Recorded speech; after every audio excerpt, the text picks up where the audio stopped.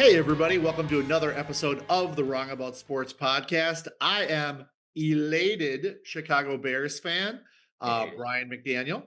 And I'm the trusty sidekick boosting morale for that Bears fan, Vikings fan, Karla. And And we we are are Wrong wrong About about Sports. sports.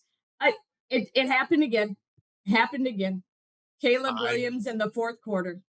you know what? And I want to give credit where credit is due. We were texting during the game, and you had so much more faith that the Bears were going to come back than I did.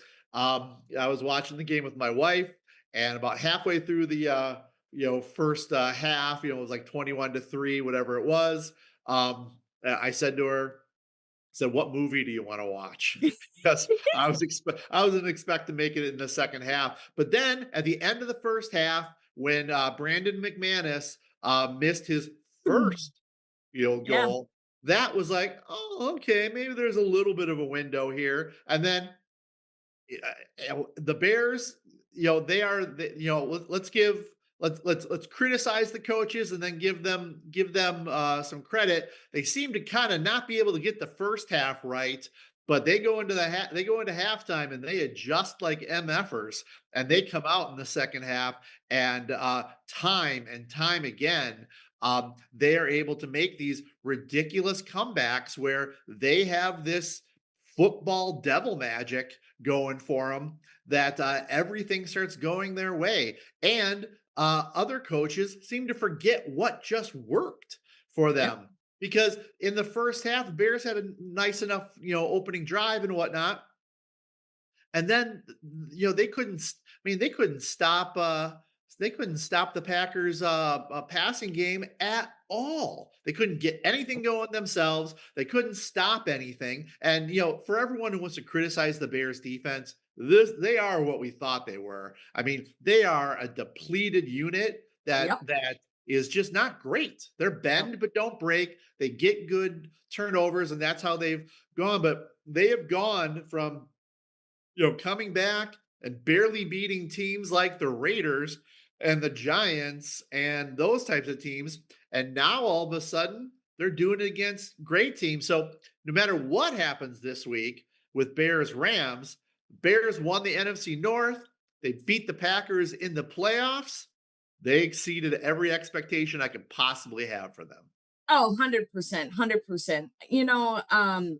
My sister and I were texting as well, and she was like, "Oh, damn it, Pack are gonna win." I'm like, "No, Pack, no." I said, "This is, after all these years of being Vikings fans, whether it's the Minneapolis Miracle or whether it's the historic comeback against the Colts to win it, like it's just I don't know if it's me and just my DNA, but I don't give up until it's done, until there's zeros on that game clock in the fourth, that you just don't stop playing. That has been consistently what Ben Johnson and those Bears have done. They just They have played the full four quarters. They don't give up, and that grit is what I think. And I know people are going to be like, "Whoa, what?" I think they may beat. In fact, I'm giving them the favorite, even though they are not the favorite this week. That's the Rams by 3.5. I think the Bears are going to win. And I do think that it's because of how well coached they are. And again, we'll eventually kind of maybe talk about in a week or two here how we feel, coach of the year, MVP, offensive player of the year. We can talk a little bit about our thoughts on those. But Ben Johnson is definitely, definitely either going to be the coach of the year or he will fall right behind Vrabel. yeah. Because I think you have two first tier coaches that have just really turned teams around. And whatever it is, they got to keep doing it. I don't see it changing. It's a home game. And, the Rams struggled against the Panthers, surprisingly. Like, if you read, we could play the tape. I said, you may want, if you have to skip a game or you have to go do something, it was the Rams Panthers. Yeah. And that game was never a blowout, maybe for a minute. But man, those Panthers really showed that the Rams have some weaknesses. Yeah. And Stafford got injured with his hand. He says he's fine, everything's great. I think it's going to be a very How to, I don't think it's going to be a shootout, but I do think that it's going to be competitive. I think they're going to keep it close. You have the Rams that are better against the run than they are the pass, and you have the Bears that are not good against the run. They're decent against the pass because look at all the interceptions they get. They're able to read offense, but you're going against a seasoned vet who may or may not be his last year. Probably not, but he's getting about to wrap it up here. So I think the weather is going to be a factor. It's going to be freaking cold out in Soldier Field. So I just think you got a really good lineup of offense on the Rams, and I think they're going to give the defense for the Bears a really good run, literally for their money. But I do think that in the end, if they can keep mistakes to a minimum, if they can um, really use some short passes, Loveland is like is Williams' favorite target. I think that's a strategy. I don't think you're going to see a lot of long balls going because it's going to be cold. That's going to be like a little like rock coming down if you do that. So those are some ideas for prop plays that people are looking to keep that in mind. But weather will be a factor. Yeah, I mean, absent the weather, I would say you got to smash the over on passing yards for Stafford and receiving yards for Devontae Adams and Puka Nakua. But I saw this is like how the internet and Twitter statistics are so ridiculous. I saw a bunch of statistics about Matthew Stafford and his record in games that are under 40 degrees. Under 40 degrees, we're going to be as close to negative 40 as we Yeah. are to 40. Yep. So the Bears, because Ben Johnson's a tough MFer, he has been having them practice outside without heaters, and the Rams have turned down their AC in their palatial dome or whatever they got out there. So Yeah. yeah, I mean, I don't want to get too excited about it now because my pessimism has been working to this Yeah. point. But it's going to be cold and Los Angeles. I mean, here's the thing: their players went to SEC schools. Our players went to SEC schools. I Yep. get that, but if I were the Rams, I would have been on the horn to Green Bay saying, "Hey, can we practice at your facility?" But we'll have to see how Yeah. that goes. Yeah. And the other thing I would say, just wrapping up from last week, um, I kind of thought Lafleur would have been fired this week. And we'll talk about another coach that decided to hang it up for his team after like 18 seasons. But I really was surprised he didn't get either quit or get fired. I mean, it's just it might be his expiration date with that team, but now they're starting to fill up, so they're obviously going to keep him. Yeah. But they do have a talented Packers do have a talented team. But anyway, I think that if Lafleur got let go, that would be a very attractive job for yep, somebody. But, for yeah, sure. no, One other thing yeah, is let's not discount Stafford's ability for all those years to play in two outdoor stadiums twice a year. Between when he was in the NFC North, but he is mixed at best with yeah. results in the cold. So, All right, well, let's go to some of the other games. Which one? Oh, you know what? You know what? oh, After the Bears won, I did you can promise. celebrate? I can promise you, I celebrated with a frosty adult beverage that I purchased at an MLBA member liquor store.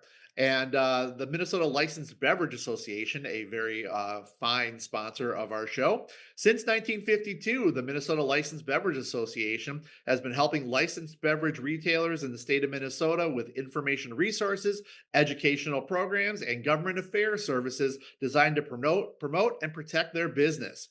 All of their member businesses understand that with the MLBA, they are not alone. So thank you No, very no. much to Tony Chesick, the MLBA, and all of their members.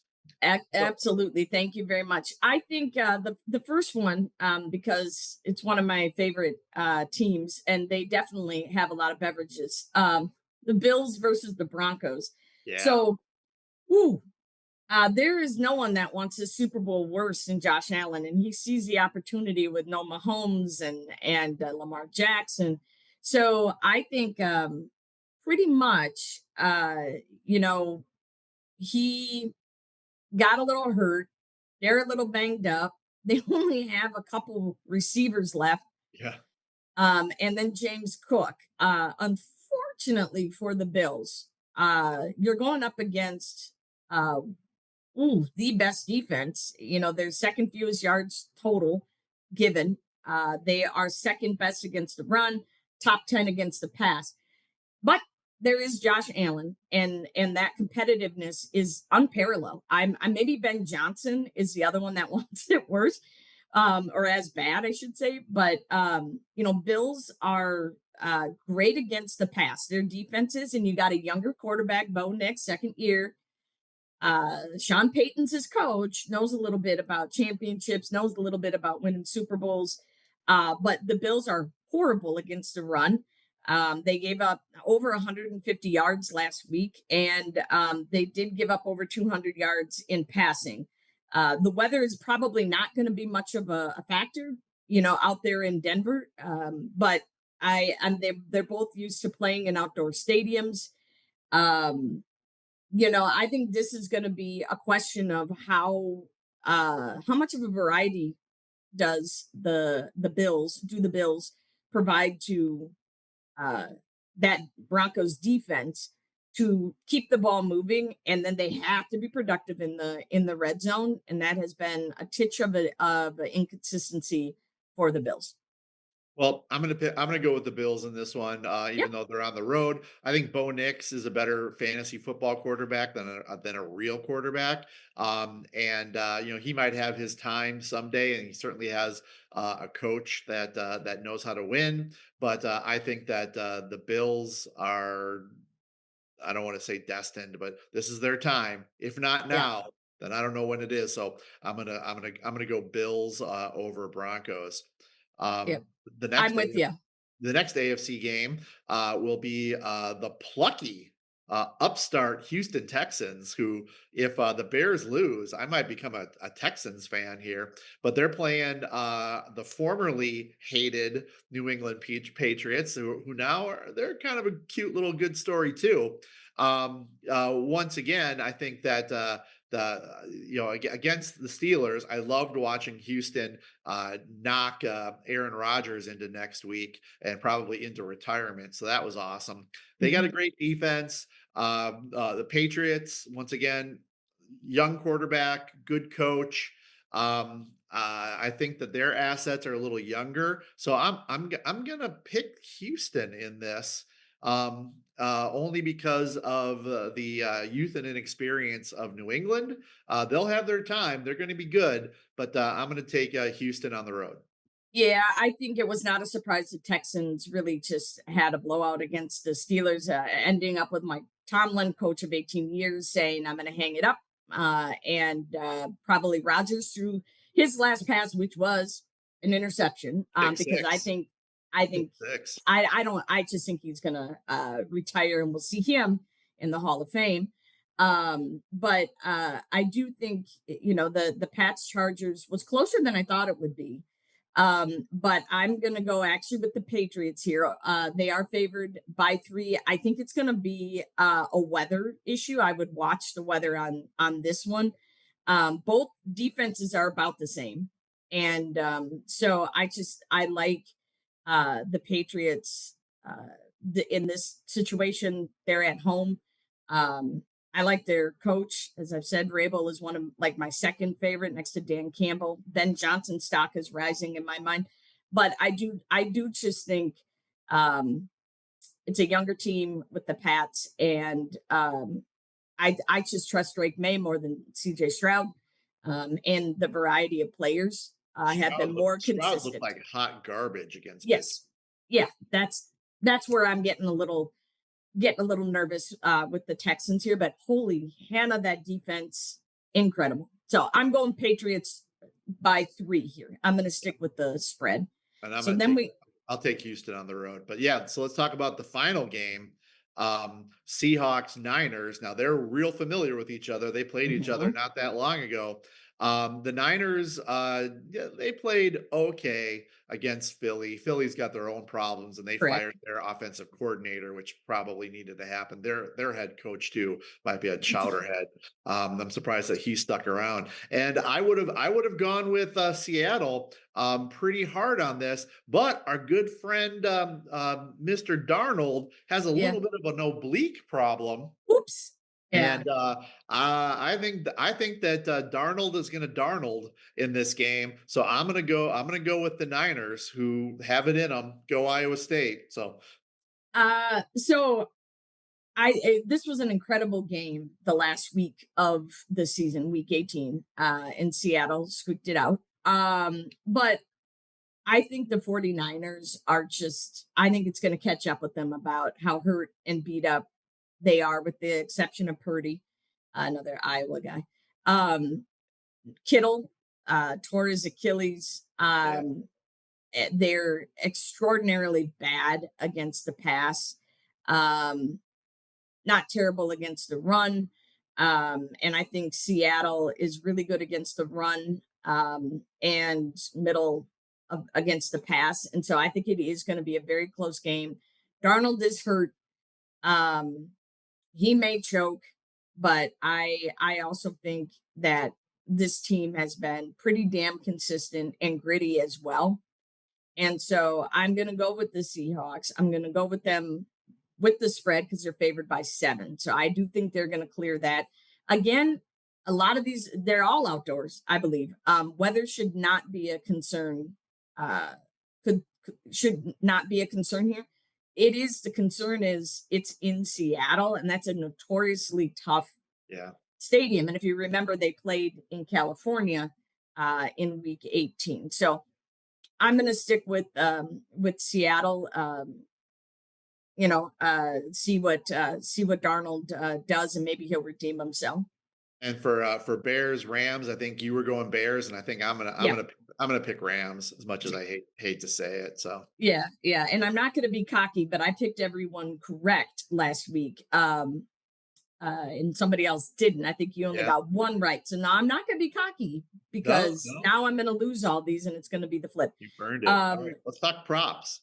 and one other thing I would No, say is I think the upset will be the Broncos being the number one seed. I forgot to mention that. Yeah, props play. all right. You go first. Okay, so for mine, let me just call them up here. Sorry. Um, for mine, okay, so for the first one, I'm going to go for the Niners Seattle game. Christian McCaffrey. This is, I think, might be a little bit of chalk, but his prop is 49 and a half receiving yards. And I think that they're going to be throwing the ball. I think that they're going to be checking down to him quite a bit. So I feel pretty confident that he'll be able to get 50 yards receiving and have another good game there. So I'm taking the over on that. And then my second one, I'm going to go with the Houston Texans wide receiver, Jalen Higgins, another Iowa State product.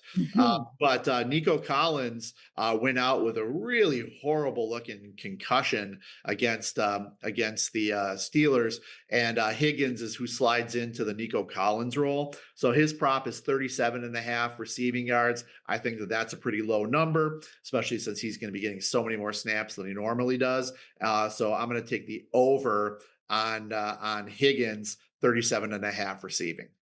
Yeah, and so I like both of those. Very good and legit picks. Love. I'm gonna go with Cortland Loveland over 4.5 receptions, because I, again, as I said, I really think that the weather is going to have an impact. I don't believe there's going to be a lot of deep passes. I think Swift is going to have a game too, but I think Williams and Cortland have really just hit it off in the last few weeks here, about the last month to 5 weeks. So I'm going with Cortland Loveland with over 4.5. And then again, Harvey, the running back for the Broncos.